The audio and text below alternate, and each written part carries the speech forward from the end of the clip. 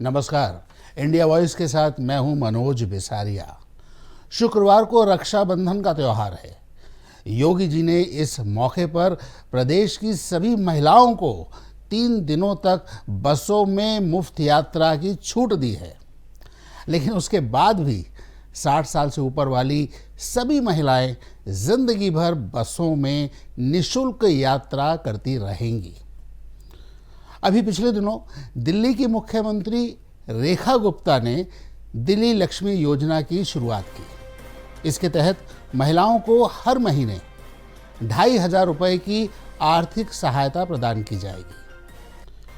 पश्चिम बंगाल में कन्याश्री प्रकल्प योजना है, जिसमें बालिकाओं की शिक्षा जारी रखने और उनका कम उम्र में विवाह रोकने के लिए वित्तीय प्रोत्साहन देने की योजना है। गुजरात में मुख्यमंत्री महिला उत्कर्ष योजना है, जिसमें महिलाओं के स्व सहायता समूहों को ब्याज मुक्त ऋण और वित्तीय सहायता प्रदान की जाती है। इन योजनाओं का मुख्य उद्देश्य महिलाओं को सामाजिक और आर्थिक तौर पर मुख्य धारा से जोड़ना है। इसके अलावा देश में लगभग हर राज्य और केंद्र की योजनाएं महिलाओं के लिए चल रही हैं। हाल ही में समाजवादी पार्टी ने भी यूपी में महिलाओं के लिए लोक लुभावन योजनाएं रखी। यानी अब हर राजनीतिक दल को लगने लगा है कि बिना महिला वोटर्स को साधे चुनावी वैतरणी पार करनी मुश्किल है। आज हम इस पर चर्चा करेंगे, लेकिन इससे पहले देखिए योगी जी की रक्षाबंधन पर यह सौगात। ये आदि आबादी की पूरी आजादी का संकल्प है। यूपी का चुनावी दंगल जीतने के लिए हर दल की नजर महिला वोटरों पर है। जहां योगी सरकार ने बुजुर्ग महिलाओं को सरकारी बसों में मुफ्त सफर की सौगात दी है और 50,000 रुपए देने का प्लान बनाया जा रहा है, वहीं अखिलेश यादव ने ऐलान कर दिया है कि अगर सपा सत्ता में आती है तो हर साल महिलाओं को 40,000 रुपए दिए जाएंगे। अखिलेश यादव के ऐलान के बाद सियासी पारा गर्मा गया है। बीजेपी का कहना है कि अखिलेश यादव को कोई सत्ता नहीं मिलने वाली है। ये आदि आबादी की पूरी आजादी का संकल्प है और उन्हें हर साल 40,000 रुपए देकर के उन्हें आगे बढ़ाने का काम समाजवादी सरकार में होगा। तो घोषणा मंत्री होना चाहिए उन्हें पूरी तरीके से। वो लगातार कुछ न कुछ घोषणा करते रहते हैं। कौन सी सत्ता उनके पास जाने जा रही है? कोई सत्ता उनको नहीं मिलने वाली है, सपने देखे खाली। बीजेपी का दावा है कि यूपी में कमल की हैट्रिक लगेगी और अखिलेश यादव का सत्ता वाला सपना अधूरा रह जाएगा। वहीं योगी के सहयोगी ओपी राजभर भी अखिलेश यादव पर गर्म हो रहे हैं।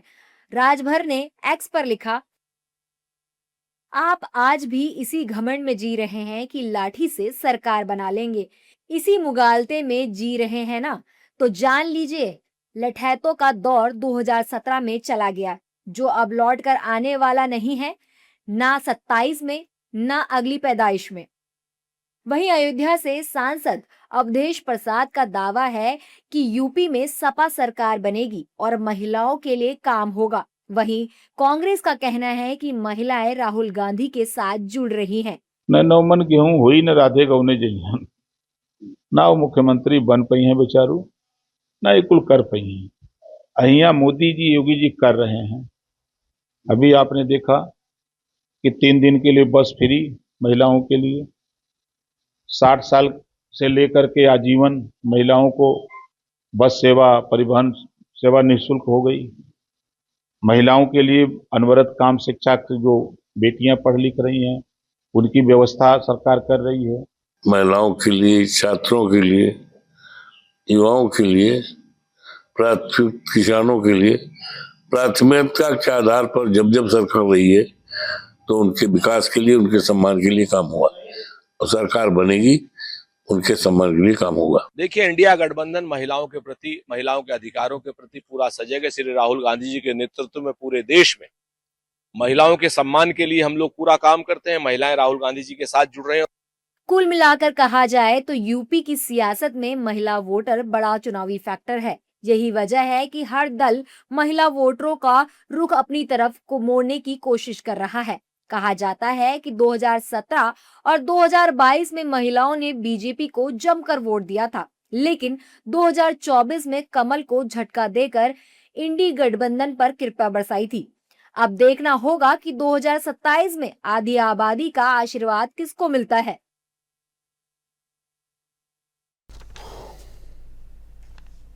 महिलाओं को लुभाने की योजनाएं जारी हैं, क्योंकि अब आधी आबादी के वोट की क्या कीमत है ये सबको समझ आ गई है। आज इसी विषय पर चर्चा के लिए हमारे साथ हैं वरिष्ठ पत्रकार संजय पांडे और हमारे वरिष्ठ सहयोगी आलोक गुप्ता। आप दोनों का स्वागत, नमस्कार। नमस्कार। संजय पांडे जी, आधी आबादी को लेकर अचानक राजनीतिक दलों में इतनी हाय तौबा क्यों मच रही है? सभी उनको अपनी ओर लुभाना चाहते हैं, उनका वोट पाना चाहते हैं, अचानक ऐसा क्यों हुआ? जी देखिए, जब जब चुनाव का समय नजदीक आता जाता है तब तब प्रायः एक ही पार्टी नहीं, हर राजनीतिक पार्टियां अपने अपने तरीके से और उनका जो गणित है, और निश्चित रूप से जिस तरीके से हमारे देश में महिलाएं बढ़ चढ़ करके हिस्सा ले रही हैं और हिस्सा ही ले रही हैं, उनका अगर देखा जाए तो पंचायत से लेकर के ऊपरी स्तर तक जिस तरीके से उनका पद बढ़ रहा है, तो उस हिसाब से सभी इस बात को लेकर चिंतित हैं कैसे करें। मेरा ये कहने का पॉइंट है कि जहां तक वर्तमान सत्ता से मेरा एक सवाल है जो मतलब काबिल है उसमें, कि अगर वाकई महिलाओं के प्रति यदि आप कुछ करना चाहते तो याद कीजिए महिलाओं को जो रेल में 50% या जो कंसेशन की सुविधा थी, आखिर वह सुविधा क्यों नहीं बहाल की? वह सुविधा जो है कम से कम और नहीं करते तो आप महिलाओं को रेल में सुविधा दे देते। दूसरा मैं बात कहूंगा, इस देश में सर्वे करा लीजिए कि इस देश में कोरोना काल के बाद में ऑटिज्म के बच्चों का ग्राफ बहुत बढ़ा हुआ है। मैं नहीं कर रहा हूं, ये जो है रिपोर्ट के अनुसार में बात सामने आ रही है। और ऑटिज्म मींस क्या कि वो महिलाएं कितनी प्रताड़ित हो रही है, कितनी समस्या से ग्रस्त है, उनका बच्चा बोल नहीं पा रहा है, चल नहीं पा रहा है, इस पर सरकार क्यों नहीं सोच रही है? कहने का तात्पर्य नहीं, तो महिलाओं को वाकई सम्मान तब आप देंगे जिस घर में ऑटिज्म के बच्चे के शिकार हैं, जिसमें महिलाएं तड़प तड़प करके जी रही हैं, परिवार है, उनके लिए आपकी क्या योजना है? तो मेरा कहने का मतलब है, ठीक है क्षणिक योजना चली चाहिए, लेकिन महिलाओं को सच्चा बच्चों अगर उन्हें देना है तो उन्हें रेल में कंसेशन क्यों नहीं देते आप? जी बिल्कुल, रेलवे में भी मिलना चाहिए। चलिए रेलवे से एकदम बस में आ जाते हैं। आलोक जी, आपसे जानना चाहूँगा कि दिल्ली में केजरीवाल जी ने जब मुफ्त बस यात्रा शुरू करवाई थी तो सबने विरोध किया था, लेकिन जब बीजेपी की रेखा सरकार आई तो उसने भी इस योजना को जारी रखा। अब योगी भी मैदान में कूद पड़े हैं। ये इलेक्शन जीतने का फंडा है या अब सबको लगने लगा है कि भाई महिलाओं को इस तरह की सुविधाएं अगर मिलती रहेंगी तो शायद उनके वोट पाना आसान हो जाएगा? क्या कहेंगे आप? बिल्कुल मनोज जी, मैं बताना चाहूँगा, थोड़ा और फ्लैशबैक में चलते। आज से ठीक 10 साल पहले 1 मई 2016 जी 1 मई 2016 को जिला है उत्तर प्रदेश का बलिया, और प्रधानमंत्री जी थे नरेंद्र मोदी। और उत्तर प्रदेश की बल्कि देश की आधी आबादी को 2017 के विधानसभा चुनाव के मद्देनजर, उस वक्त समाजवादी पार्टी की सरकार थी, 17 से 22 17 का चुनाव होना था, और ठीक 1 साल पहले, 7 साल पहले मोदी जी ने उज्ज्वला योजना की लॉन्चिंग की। और उज्ज्वला योजना का जिक्र मैं आज इसलिए कर रहा हूं कि उज्ज्वला योजना से सीधे सीधे देश की 50% आबादी प्रभावित होती है। तो आप समझ सकते हैं कि आधी आबादी को कोई भी व्यक्ति इग्नोर नहीं कर सकता है, कोई राजनीतिक दल इग्नोर नहीं कर सकता है, कोई भी व्यक्ति भी नहीं कर सकता, इंडिविजुअली भी कोई नहीं कर सकता है। तो उस आधी आबादी की शक्ति को जिन्होंने पहचाना, मैं तो यही कहूंगा अपने निष्कर्ष पर, जिन्होंने पहचाना वो सत्ता में काबिज है।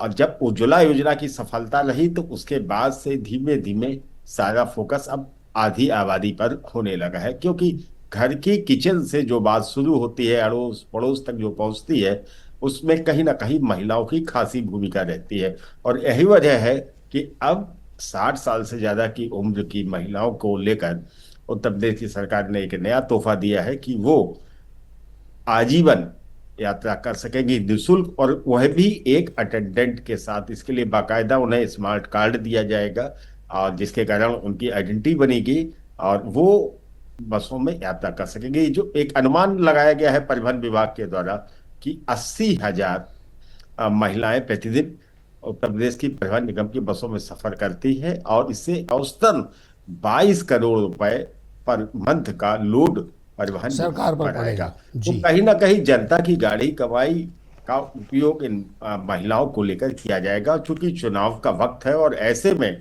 समाजवादी पार्टी भी नहीं चूकी, और कल डिम्पल यादव जो कि मैनपुरी से सांसद है और खुद सपा प्रमुख अखिलेश यादव की मौजूदगी में प्रेस कॉन्फ्रेंस हुई, और जिसमें कहा गया कि 40,000 रुपए प्रति वर्ष दिए जाएंगे महिलाओं को।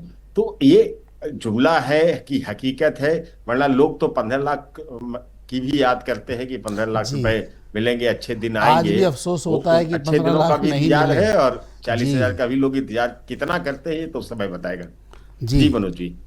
संजय पांडे जी, महिलाओं को इस प्रकार की योजनाएं उनके लिए शुरू करना, हम ये नहीं कहते कि योजना नहीं शुरू की जानी चाहिए, लेकिन क्या आपको नहीं लगता कि इसके स्थान पर कुछ कौशल विकास जैसी योजनाएं आरंभ की जाएं, ताकि जो युवा महिलाएं हैं उनके भी रोजगार का कोई साधन हो? कुछ इस प्रकार की योजनाएं उनको आत्मनिर्भर बनाने के लिए भी सरकार को शुरू की जानी चाहिए। वरिष्ठ लोगों के लिए तो देखिए समझ में मनोज आता जी, है। जी। आपने सही कहा मनोज जी। ये जो देखेंगे आप, जो योजनाएं हैं वो देखिए, सबसे बड़ा देश का दुर्भाग्य क्या रहा कि योजनाएं अनन फानन में तैयार की जाती हैं।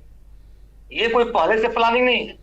तो योजनाएं जब अनन फानन में जब तैयार की जाएंगी, उसका देखा देखी या फिर अगले लोग भी उसको बोलेंगे, तो क्या है, कहीं ना कहीं वित्तीय लोड पड़ेगा ही। आप देख रहे हैं कई राज्यों में जो योजनाएं चल रही हैं, आखिर कहीं ना कहीं सरकारें बहुत चिंतित है, कहाँ चाहे क्या करें।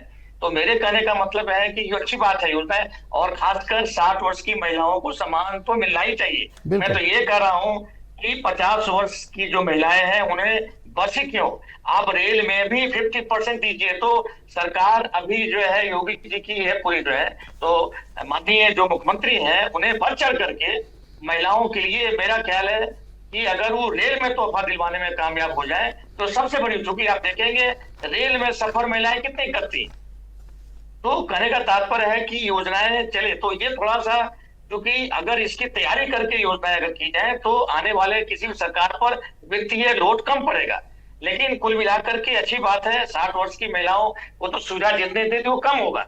उसके अलावा भी आपने जो कहा कि जो बेटियां हैं, मतलब कहने का मतलब है कि आपके पास उनके कौशल की क्या योजना नीति है। आप सोचते हैं ठीक है, आपने सब तो योजनाएं बना लिया, तो अभी मुझे बता दीजिए कि उस महिलाओं को, हमारे जो बेटियों को मतलब आत्मनिर्भर बनाने के लिए हम क्या कर रहे हैं, क्या उसकी योजनाएं आपके पास प्लान है। तो कहने का मतलब भी वही बात हो गई, आपने एक ने कह दिया कि भाई इतना मुझे दूंगा, और एक कह दिया कि इतना देंगे हम।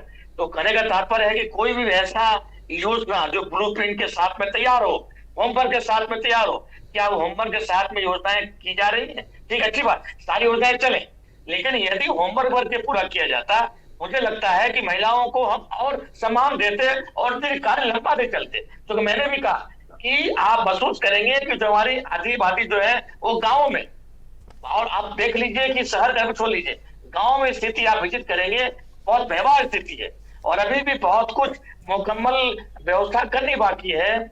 और इसके लिए मुझे लगता है कि कहीं ना कहीं एक बेस्ट ब्लूप्रिंट तैयार करना होगा और सोचना होगा। नन फानन में योजनाएं जो है मतलब ठीक है चलनी चाहिए, आप चलाए तो राजनीतिक उसमें मैं विरोध कर रहा हूँ, लेकिन जो पूर्व की जो महिलाओं को जो सुविधा मिलती थी, जो हेल्थ पर है, हेल्थ पर आपका क्या प्लानिंग है? आप देखिए गांव द्वार चले जाइए, वहां पर कितनी महिलाओं को भी हेल्थ कार्ड बना हुआ है। क्या 50 वर्ष के बाद में महिलाओं की तबीयत खराब नहीं होती है? उन्हें इलाज में, तो हमारा कहने का ऐसा बनो कि महिलाओं की चिकित्सा व्यवस्था पर भी आप एक्टिव रहिए, इस पर बात होनी चाहिए। लेकिन सवाल स्पष्ट है कि बातें नहीं हो पाती है। मैं ये भी कहना है कि महिलाओं कम से कम हर हालत में चिकित्सा व्यवस्था मुमकिन हो, और उसके अलावा भी उनके जो, खासकर मैं ऑटिज्म की बात कर रहा हूँ, जिस घर में ऑटिज्म के बच्चे ग्रसित हैं उनका सरकार सर्वे करे और उनको पूरी सुविधा दे दे। इसलिए कि उस घर के हर व्यक्ति तिल तिल करके मर रहे हैं पड्डे जी वार्ड में। जी इन पर कौन विचार करेगा? बिल्कुल। आलोक जी, वर्तमान परिप्रेक्ष्य के अनुसार अगर चलें तो ये जो योजनाएं बनाई जा रही हैं महिलाओं के लिए, ये आपको कल्याणकारी दिखती हैं या फिर लगता है राजनीति से प्रेरित हैं? जब तक चुनाव रहेगा इस तरह के लोक लुभावन योजनाएं बनेंगी, बाद में कब खत्म हो जाएं, कब फंड की कमी हो जाए, क्या इस प्रकार की भी व्यवस्था इन लोगों ने की है या करते हैं? और जनता पर कितना बोझ पड़ेगा ऐसी योजनाओं से? बिल्कुल, देखिए, मैंने अभी जिक्र किया कि जनता के बोझ की। मैंने उत्तर प्रदेश की जो योगी सरकार के द्वारा 60 साल से ज्यादा उम्र की महिलाओं को जो व्यवस्था दी गई है कि वो एक सहचर के साथ, एक अटेंडेंट के साथ निःशुल्क यात्रा करेंगी आजीवन। लगभग 80,000 प्रतिदिन महिलाओं का औसत एवरेज है जो 60 साल से ऊपर की है और बसों में, रोडवेज बसों में यात्रा करती है। और हर मंथ लगभग 22 करोड़ रुपए का खर्च आएगा। लगभग 250 करोड़ सालाना का लोड सरकार पर आएगा, राजस्व पर आएगा, जो कहीं ना कहीं जो टैक्स पेयर के माध्यम से ही आम जनता के या जो टैक्स है उससे ही इसकी भरपाई की जाएगी। मैंने इसलिए 10 साल पहले का भी उदाहरण दिया। उज्ज्वला गैस योजना जो शुरू हुई वो फिलहाल आज भी कायम है। और होता क्या है कि अगर सरकार बदल गई तो योजना भी बंद हो गई, उसके नियम भी बंद हो गए, सारी व्यवस्थाएं बदल जाती, फिर कोई नई योजना किसी नए नाम से सामने आ जाती है। और जैसे कि ये जो महिलाओं को लेकर जो किया गया है, ये राजमाता होलकर जी के नाम से यह योजना की शुरुआत की गई है। हालांकि योगी सरकार पिछले 9 सालों से रक्षाबंधन के अवसर पर महिलाओं को रोडवेज बस की निःशुल्क यात्रा देती आई है 3 दिन के लिए। रक्षाबंधन से एक दिन पहले, रक्षाबंधन वाले दिन और फिर उसके बाद नेक्स्ट डे वापसी को लेकर। तो तमाम लोक कल्याणकारी योजनाएं सरकारें अपने अपने समय पर चलाती हैं, लेकिन जैसे सरकार चली जाती है वो योजनाएं भी चली जाती हैं। और फिलहाल चूंकि आप बीजेपी की डबल इंजन की सरकार है और तीसरी बार केंद्र में मोदी जी की सरकार आई है, और उम्मीद की जा सकती है कि उत्तर प्रदेश में जब चुनाव होंगे तो जो भी जिस राजनीतिक दल की सरकार हो तो उसके हिसाब से इन जो व्यवस्था दी गई है, जो छूट सरकारें देती है चुनाव के समय की, वो फिर चुनावी वादे बनकर ही रह जाती है। अगर वही सत्ता सरकार रिपीट हो गई तो कंटिन्यू हो जाती है। जी मनोज जी। नहीं तो योजना दम तोड़ देती है, या फिर नई सरकार उसी योजना को अपने तरीके से अपने नाम से लागू करती है, ये कहकर कि इस योजना को हम लेकर आ रहे हैं, ऐसा भी होता है। तो संजय पांडे जी, ये बताइए कि इलेक्शन बोर्ड में कुछ राज्य हैं, तो क्या माना जाए कि महिलाओं को कैसे आकृष्ट किया जाए, कैसे वोटर्स में कन्वर्ट किया जाए, इस प्रकार की योजनाएं अब आने वाले दिनों में देखने को मिलेंगी? देखिए, एक सर्वे बता रहा है, एक रिपोर्ट जो है, जिस राज्य में महिलाओं के लिए योजनाएं मतलब जो भी हो, मतलब आनंद फानंद में ही तैयार की गई हो, अगर उस योजनाओं को उस मतलब चुनाव के पहले इलेक्शन बोर्ड में लाया जाता है तो थोड़ा सा इसका लाभ जो है जरूर मिलता हुआ दिखा है। और इससे जो लाभ मिलता हुआ दिखा है इसी के उत्पन्न होकर के ये सारी योजनाएं चल रही हैं। लेकिन कहने का तात्पर्य है कि बात वही आ जाती है कि चूंकि आज के तारीख में बात भी सही है कि इन दिनों मतलब अगर देखा जाए, मतलब जो सर्वे रिपोर्ट जो बता रहा है कि अब महिलाएं घर से बाहर निकलकर एकदम सुबह से ही वोटिंग देने के लिए मौजूद रहती हैं और वोट पहले और आज में अंतर है। तो आज ये जान रहे हैं कि महिला अब बाहर चला गया, अब महिलाएं सुबह ही नाश्ता पानी करके अपना कर्ज बोल करके घर से निकल जा रही हैं और लंबी कतार में लाइन लेकर के वोट दे रही हैं। तो यह जो है चिंता का कारण है। तो कहीं ना कहीं महिलाओं के दिल में जी बिल्कुल समय की कमी है। आलोक जी, एक छोटा सा प्रश्न आपसे पूछना चाहता हूं कि जहाँ जहाँ इस प्रकार की योजनाएं लागू की जाती हैं वहाँ के महिलाओं के वोटिंग पैटर्न में कोई बदलाव देखने को मिलता है? जी संक्षेप में जवाब चाहूंगा। महिलाओं को जितना समझाने में सफल हो गए, अगर महिलाओं को समझाना है कि आपको इम्प्लीमेंट करके दिखाना पड़ेगा जी, आप इम्प्लीमेंट जो है बोलने से नहीं होगा, आपको तत्काल एक्शन में आना पड़ेगा, तभी जो है महिलाओं को लगेगा कि हाँ भाई कुछ हो रहा है। एक्शन से मतलब है, ये लुभावने वाली बातों से महिलाएं नहीं आने वाली हैं। चलिए, संजय पांडे जी, आलोक गुप्ता जी, हमसे जुड़ने के लिए आप दोनों का धन्यवाद। अब चाहे बसों में मुफ्त यात्रा की सुविधा हो या महिलाओं को मिलने वाली आर्थिक सहायता, ये सरकार के अच्छे कदम कहे जा सकते हैं, लेकिन सब सबल बन सकें, समाज का हर वर्ग सशक्त हो, सरकार को ऐसी योजनाएं भी बनानी चाहिए। रक्षाबंधन की आप सभी को हार्दिक शुभकामनाएं। फिर मिलेंगे, बने रहिए इंडिया वॉइस के साथ। नमस्कार।